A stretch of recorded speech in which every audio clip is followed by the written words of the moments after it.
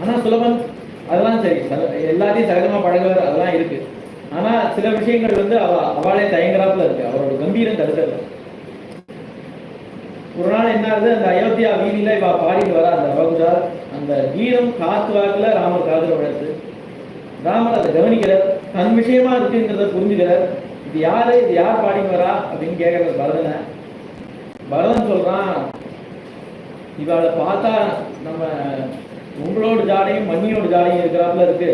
12 வருஷம் ஆச்சு நம்ம சீதாதேவியை ஆசிரமத்துல கொண்டு விட்டு, இவாளுக்கு 12 வயசு இருக்குன்னு தோன்றது.